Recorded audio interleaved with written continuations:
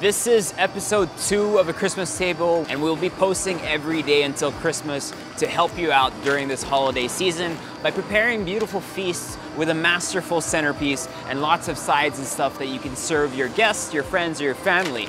Vegans, I did not forget you this time. Last year we did, this year I got you covered. We are making a full vegan feast that even carnivores will like. And it uses mungo as its main ingredient. I'll see you guys in the kitchen. Let's make a fire, just me and you. Talk about all that we can do. We gon' make this December a Christmas to remember. We gon' make this December a Christmas to remember.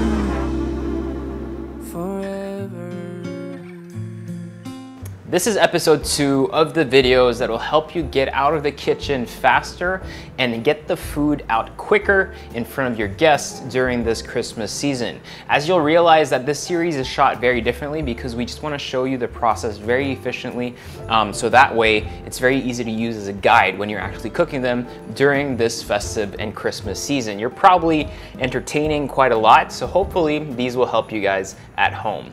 Today is all about making a meatless feast. A lot of people have been watching Game Changers or watching documentaries about veganism or vegetarianism, and to those who I've talked to, some of them are actually considering either going full vegan in 2020 or at least looking at eating less meat, which is something that I say that all people should do. Like, having a steak every day isn't necessarily something that, one, all of us can afford, 2, is really good for the health. Like, it's all about balanced nutrition. So it's why I always advocate eating as much vegetables as possible. And the basis of your food pyramid, which means the groups that you'll be consuming more and more each day of, should be vegetables and fruits and nuts and things like that. Meat should be consumed maybe 2 to 3 times a week. Just find your balance and find something that makes you happy and that's easy to sustain throughout. So we're gonna be making a quote-unquote meatloaf by using some oats, some lentils, things that really are heavy and quite starchy, and that'll combine well in a bread pan to come out as something that looks like a meatloaf. Honestly, I'm not a fan of making fake meat food, but this makes a lot of sense because the ingredients are really dense nutritionally, really tasty, and by adding certain ingredients, you can give it kind of like an umami flavor. It's really simple. We'll first start by building the flavor that we need. We've got some garlic, some onions, some celery, all that finely chopped, and then tossed in a pan with some oil, a little bit of salt, and just really stir frying it for maybe 5 minutes until that flavor really comes through. Next, in a food processor, a blender, or a spice grinder, blend together some walnuts and some cashews. You're then gonna take some mungo, some cooked mungo. It doesn't have to be fully cooked. Just make sure that you do put it in water for at least 5 to 6 hours so it gets nice and soft, and then boil it maybe for 30 minutes, not until it kind of like goes all over the place, but until it's nice and tender. To that, we're gonna be adding a bunch of stuff. So you're first gonna start with some firm tofu. Make sure that it's fully drained and that it doesn't retain any of the water. And then to that, you're gonna add some oats. All that gets mixed together with the celery, the onions, and the garlic from the pan. Now for some very basic seasoning: salt, pepper, ketchup, dried herbs like parsley, sage, and thyme, even some fresh thyme if you want to. And for me, what really works is adding some ketchup and some soy sauce just to give you kind of like that meaty flavor. All that gets mixed together, and very quickly you'll see that it starts forming the texture of kind of like ground beef or ground chicken. That can be helped by adding a little bit of vegetable stock as it combines everything nicely. You then take a loaf pan, line that up with some parchment paper, compact all that mixture inside until it really does feel like a loaf of meat, and then put that in the oven for about 55 to 60 minutes at around 375 Fahrenheit or 190 degrees Celsius. This is going to be served with a quick mushroom sauce. All you got to do is saute some onions, some garlic, add in some mushrooms to that. You can use absolutely any type of mushroom you want.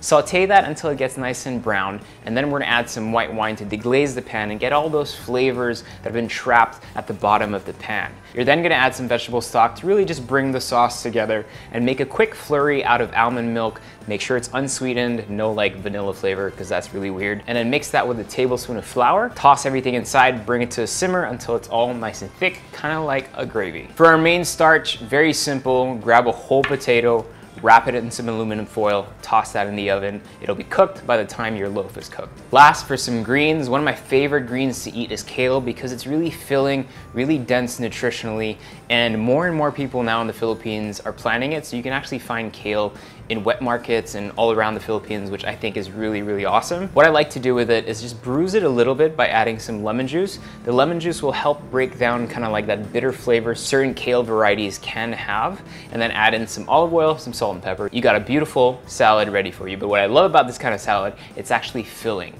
If you did this with lettuce, it wouldn't be as hearty, but with kale, you can eat a whole bowl, and trust me, you'll get full really quickly. This just came out of the oven. Flip it out. Look how beautiful that looks. If you're wondering how I'm holding this, because it just came out of the oven, it's these rubber things. They're absolutely perfect. They don't conduct heat. Gorgeous. We're gonna flip it.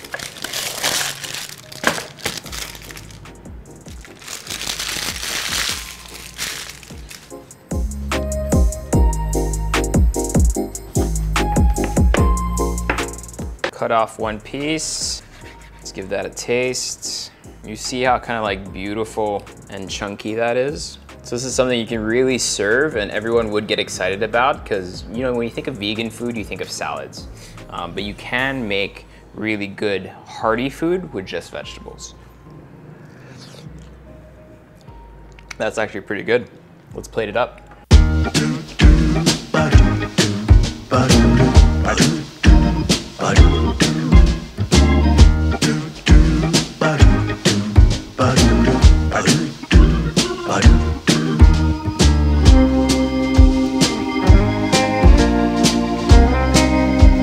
The sauce really brings it together.